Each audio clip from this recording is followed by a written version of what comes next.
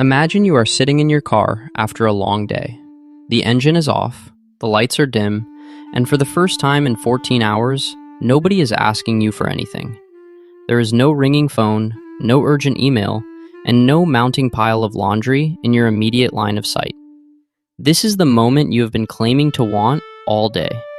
You have been telling everyone how exhausted you are, how you just need a minute to breathe, and how you can't wait for the weekend. But as you sit there in the silence, something uncomfortable starts to happen. Within 90 seconds, your hand starts twitching toward your phone. You feel a sudden, inexplicable surge of anxiety. Your brain starts scanning for a problem to solve, a person to text, or a list to make. The silence doesn't feel like peace. It feels like a threat. It feels like you are falling behind. If you have ever felt like you are a passenger in a high-speed chase, where you are both the driver and the person being hunted, then you are likely dealing with one of the most socially acceptable addictions of the modern age: the addiction to being busy.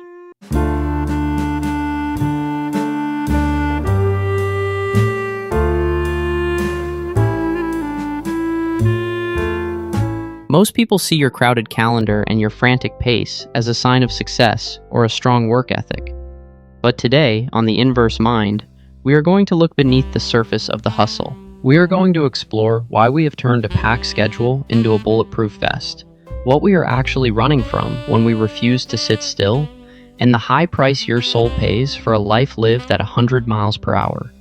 Stay with me until the end, because I'm going to show you how to dismantle the trap of productivity and reclaim the life you've been too busy to actually live. To understand the busy addict, we first have to deconstruct the myth of productivity. In our culture, being busy is a status symbol.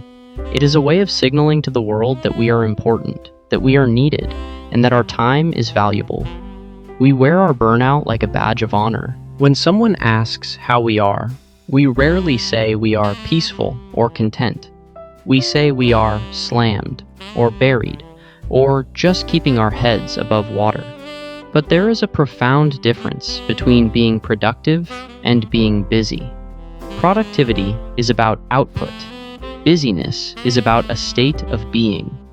For the busy addict, the tasks themselves are secondary to the feeling of momentum. They aren't working toward a finish line. They are running on a treadmill because they are terrified of what will happen if the belt stops moving.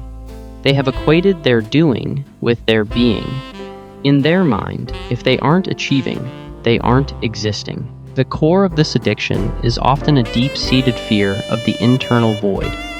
We live in a world that is designed to keep us distracted, but for the busy addict, distraction is a survival mechanism. When you are busy, your brain is occupied with the logistics of the next hour. You are focused on the spreadsheet, the school run, the grocery list, and the gym. This constant cognitive load creates a ceiling that prevents deeper, more uncomfortable thoughts from rising to the surface.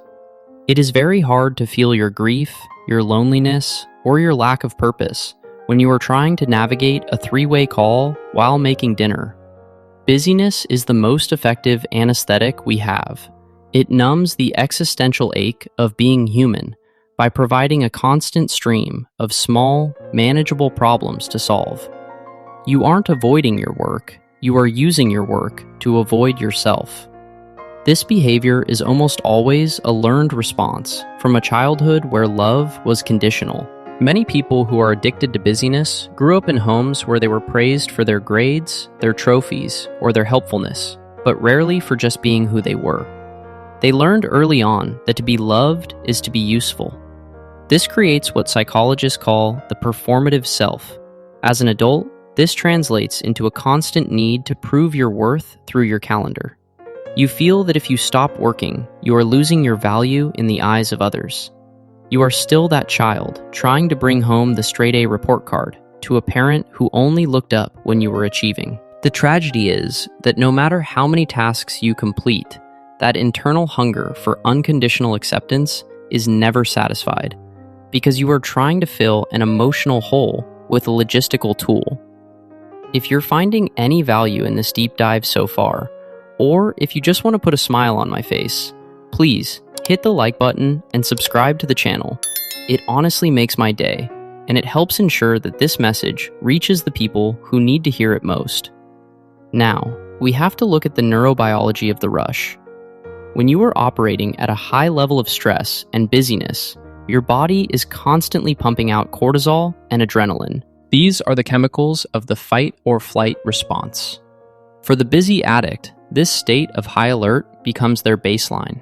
They become addicted to the stress response itself. When things are calm, their body interprets the lack of cortisol as a withdrawal symptom. They feel lethargic, depressed, or even physically ill when they try to relax. So, they subconsciously create drama or take on extra projects just to get that hit of adrenaline back into their system.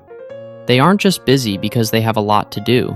They are busy because they are chemically dependent on the feeling of being under pressure. They have forgotten how to function in a state of rest, because rest feels like a biological crash. The impact of this on our relationships is devastating.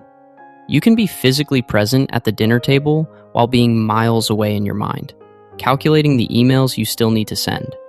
This is what we call the presence gap. The people who love you don't need your achievements. They need your attention. But for the busy addict, attention is the most expensive currency they have, and they have already spent it all on the world. They treat their loved ones as another set of tasks to be managed. They want to check off the quality time box as quickly as possible so they can get back to the grind. This creates a profound sense of isolation for everyone involved. You are surrounded by people, yet you are completely alone in your frantic world of to-do lists. This leads us to the concept of hurry sickness. This is a behavioral pattern characterized by a sense of urgency, even when there is no deadline. It is the person who hits the door close button on an elevator when someone else is walking toward it. It is the person who gets angry at a red light when they are 5 minutes ahead of schedule. It is a state of chronic impatience that erodes your quality of life. When you have hurry sickness, you are no longer living in the present. You are living in a hypothetical future that is always 30 minutes away. You are missing the life you are actually in because you are so focused on getting to the next thing. In the inverse mind, we look at busyness as a form of spiritual bankruptcy. When you are always busy, you have no space for wonder, for curiosity, or for the kind of deep thinking that leads to true innovation. You are operating in a state of narrow focus.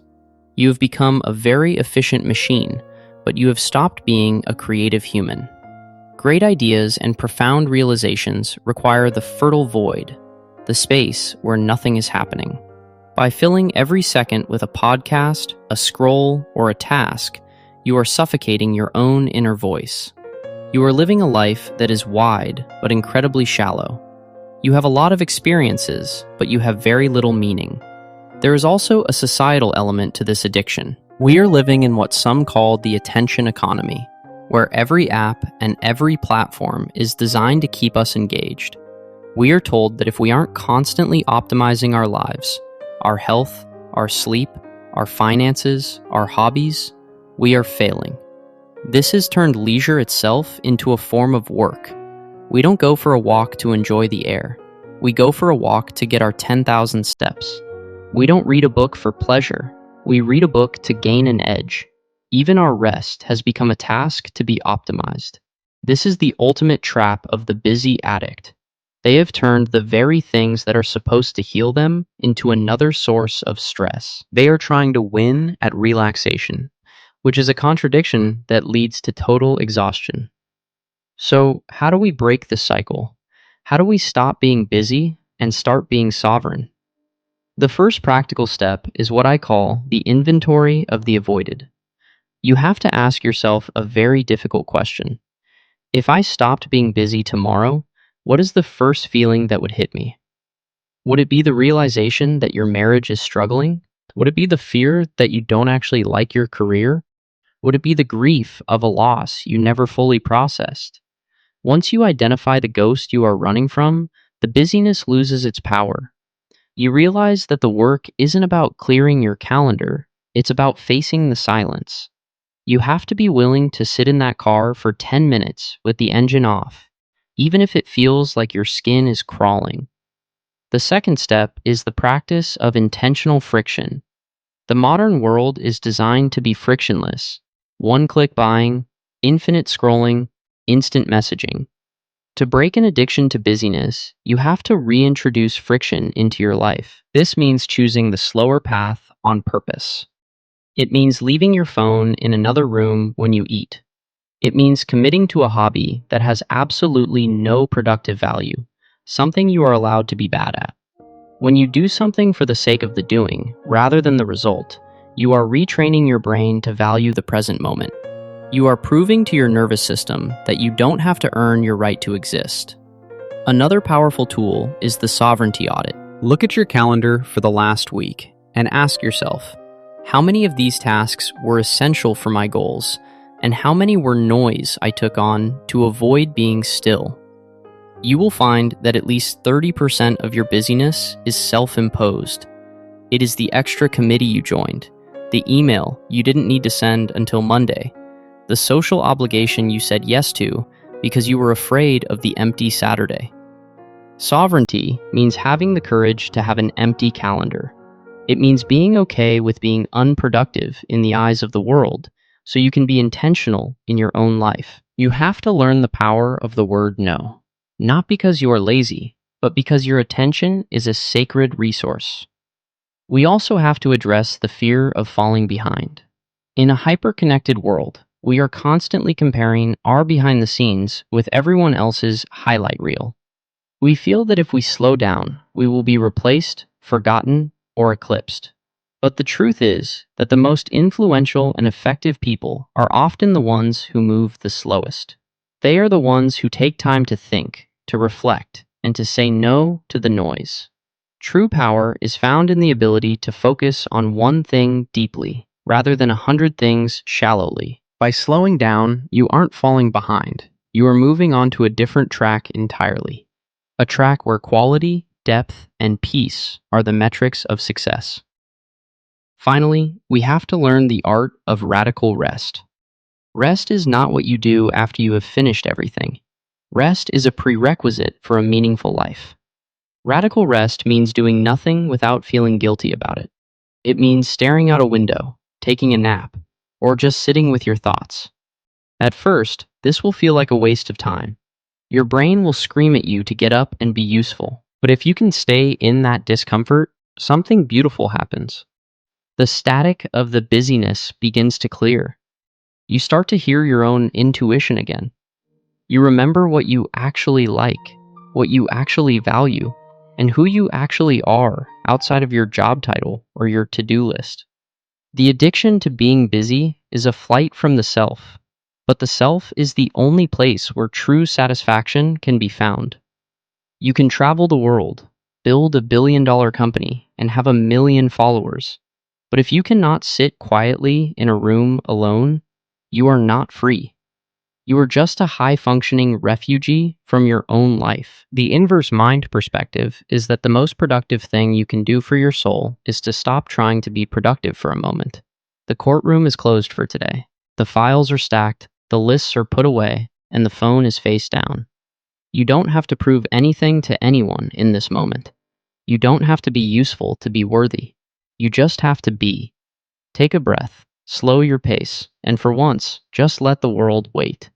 If you've realized that your busyness has become a shield, or if you're ready to finally face the silence you've been avoiding, we are stripping away the illusions of the hustle and reclaiming our time, one quiet moment at a time. Tell me in the comments, what is the one thing you've been too busy to face lately? Let's talk about the power of standing still below. Stop running. You've already arrived.